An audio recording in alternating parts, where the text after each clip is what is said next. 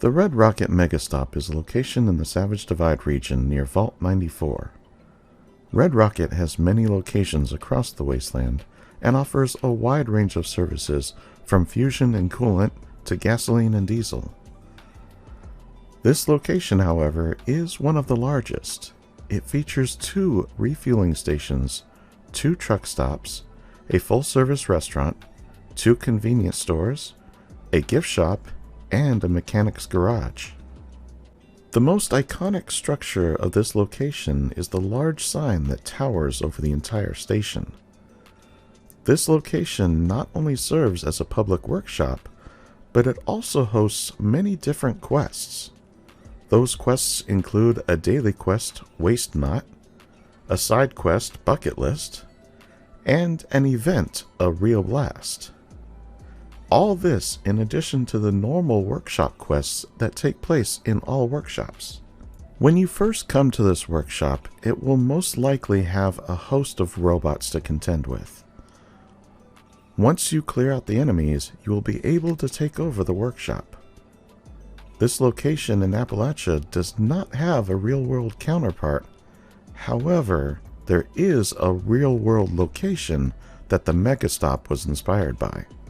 In the real world, there is a chain of convenience stores and gas stations called Buc-ee's.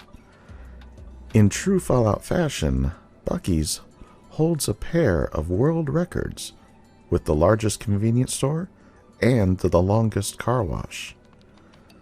Much like its real-world counterpart, Red Rocket also boasts a large chain across the nation, each with its own sense of flair. Once the workshop is claimed, we can begin exploring the area. Starting in the maintenance building, we find a terminal we can hack. Reading the terminal, maintenance entry May 10th, 2076.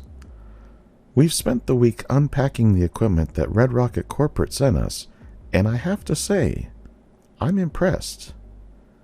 After looking over the service manuals, I'm confident that these robots will revolutionize the way Red Rocket gas stations operate by totally automating the process. Our job is to train and program the bots so that they perform as well as a human mechanic, or, if everything goes well, even better. Tomorrow we let these robots loose and let them help their very first customers. Fingers crossed. Maintenance entry, May 12th, 2076. Okay, so day 1 didn't go as smoothly as we expected. The first customer asked our robots to clean his windshield, and the bots took the command too literally. Before we could stop them, they had completely removed the windshield to get better access. Later in the day, the robots changed a car's headlight with a larger headlight by tearing apart the car's bumper so it would fit. I would have thought they'd have command interpretation sorted out at the factory, but clearly, we're going to have to teach them the basic techniques from scratch. Maintenance entry, June 20th, 2076. Our maintenance team has noticed that the robots are developing a personality, so they started naming them. We came up with Mick, Rodney, Ira, and Hank. Mick is chipper and determined, always the first to hover out to an arriving vehicle. Rodney is more reserved and practical, and Ira seems to overthink everything. Then finally you have Hank, who is pretty much aloof towards his job. I'm not sure why they're allowed to develop these personalities. Personally, I find it very difficult to deal with, and I wish they all acted in their default modes. Maintenance entry, August 25th, 2076. After some debates with my team, I've concluded that the robots need to have their personalities reset to the default mode. While it was fun for a while to distinguish them as individuals, it's clear that their sole purpose is to assist us through automation, and these personalities are interfering with that process. Some of the other folks on my team think that resetting them is like killing them. However, the decision is mine, and I've chosen to go ahead with the reset. After all, these aren't pets or friends, they're servitors. and they need to get back to work. So it would seem that the other members of the team were happy to let the robots develop personalities of their own, and many of them considered these bots to be friends. I can see both sides of the situation and certainly understand that it may not have been an easy decision to make. The robot's purpose was being disrupted by the personalities though, and I agree with the decision to reset them back to the default mode. There is one more terminal in this building, so reading that terminal. Alerts. Red Rocket Protectrons have been detected outside of the vicinity. Automated recall prevented due to damaged hardware. Proprietary Red Rocket hardware, Red Rocket Core, requires immediate retrieval to be repurposed for reuse in additional Protectrons on the premises. Damaged Protectrons must be decommissioned. Please see menu for details. Retrieved Red Rocket cores may be deposited in the core recycling bin. Decommissioning Protectrons. Protectrons that have sustained sufficient damage may be decommissioned. Due to repair costs being greater than the replacement cost, full destruction of the unit and retrieval of the Red Rocket core is recommended. Red Rocket Core. The Red Rocket Core is custom hardware for the Red Rocket's customer service Protectrons. These cores are proprietary technology and must be preserved at all costs. Any attempt to share or retrieve information from these cores will result in immediate termination and lawsuit. Maintenance logs. October 1st, 2077, 3:47 p.m. Conway. Took Red Rocket number 7 for routine maintenance and found corrosion around the core. Taking this bot out of rotation for now and ordered a replacement. October 3rd, 2077, 9 a.m. McLean. Ran updates on all Protectrons with the exception of Red Rocket Unit 7. Still waiting on core delivery.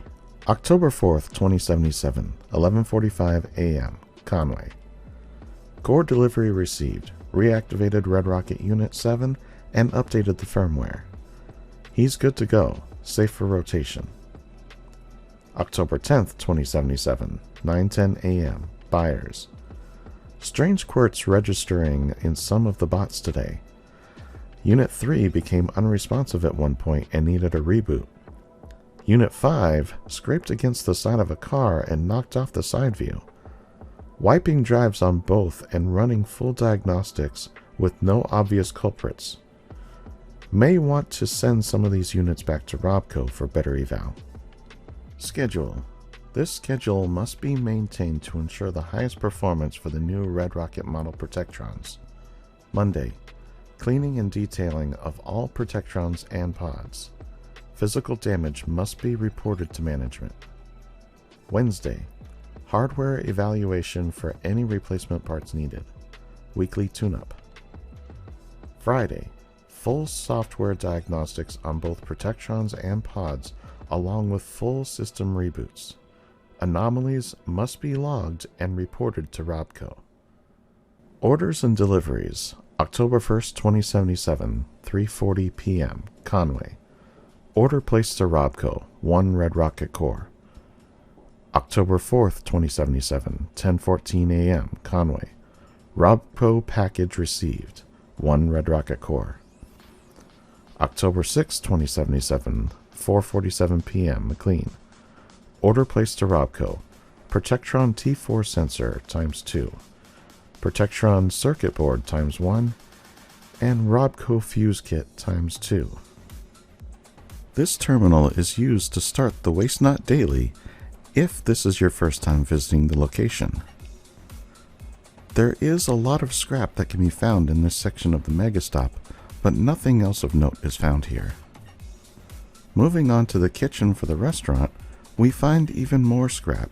As we move out and head into the checkout counter, we find a note titled, "Red Rocket, please stop." Reading the note, "Red Rocket, please stop." A post-apocalyptic culinary review by Glenn Ramos. I earned my cooking chops from my time as a professional chef on yachts off the East Coast. It solidified my belief that Food is an art. It requires passion and creativity. So when my food critic pal Jerry told me about a fully automated kitchen that produced the perfect burger, bioengineered ingredients, precise portions, flawlessly seared beef, I was very skeptical. Upon my first bite, my eyes watered. It was the best burger I'd ever had. The juice, the texture, the flavors. Of course, I quickly spat it out and made my best disgusted face. I have a reputation to uphold after all. 3 stars. Glenn Ramos has left notes all over the region at various eateries, and since this deserves its own video, I will cover that separately. At any rate, he did like the food even if he did not want to admit it. The rest of the restaurant just has more scrap, nothing else of note. The restrooms also have loads of scrap, but nothing of real note. So moving on to the main convenience store, we find even more scrap. Crossing over to the truck stop side of the location, we find, yep, you guessed it, even more scrap. As we move into the truck stop side convenience store, we find a note titled Lucy Harwick's Note. Reading the note. If you're reading this, then you've become one of the changed.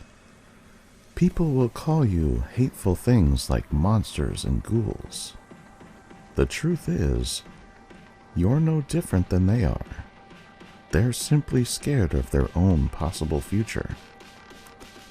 Nature has decided this is what's to become of you. Therefore, it was meant to be. I wanted you to know that despite the hatred, there is a home for you. It's a place where you can gather with others like yourself to weather the storm. Find us at the Valley Galleria Ruins in Appalachia. We promise to welcome you with open arms and, more importantly, open hearts. Lucy Harwick. This note is found in other locations, and I will fully cover that story in a future video. For now, let's move on with the mega stop. As we move back to the main portion of the station, we find a car parked next to the gift shop. Inside the car is a holotape titled Movie Pitch Number 5. Movie idea: Robot Rebellion, a Red Rocket Megastop Tale of Terror. With all services automated, who do you turn to when the robots are programmed to kill? Last part needs some work, but I'll get Carly to spice it up. Maybe this trip wasn't such a waste after all. While we don't know who Wilma or Carly are, we can assume that Wilma is some sort of an aspiring filmmaker, and Carly is an aspiring writer. Even though the holotape says Movie Pitch Number 5, this is the only one found in the game currently. That leaves us with just one last thing to go over, the daily quest, Waste Nut. So, this daily quest requires us to find and eliminate the errant protectrons and retrieve the Red Rocket cores on these bots. There are 3 in all, and they're all located between the Megastop and Freddy Fear's House of Scares. Once you've collected the cores, return to the Megastop maintenance building and deposit the cores to complete the quest. With that final thing done, we've explored the entire facility and all the lore. There is a piece of the mysterious map fragment found here as well, but I will cover that in a dedicated video. The only other thing of note here is the body of one of the missionaries from Vault 94 that can be found on the roof of the Megastop, but I covered that in a previous video, which can be found here. This workshop does have some resources, which include 3 aluminum, 1 junk, 1 nuclear waste, and 1 steel. There is also a power box that can give power if the quest powering up Thunder Mountain has been completed. Just like all public workshops, PvP rules do apply, and as such, if you claim this workshop on a public server, you could be in for a fight, as this is one of the most claimed on public servers. So, claim at your own risk. Well, that about does it for the Red Rocket Megastop. Is this a workshop you claim in your playthroughs? What did you think about the robots gaining and then losing their personalities? Sound off in the comments below, because I want to hear your thoughts. If you enjoyed this video, consider giving a like, subscribe, and share. It really helps the channel, and I appreciate each of you. As always though, I'm just glad you stopped by, and I'll see you in the next one.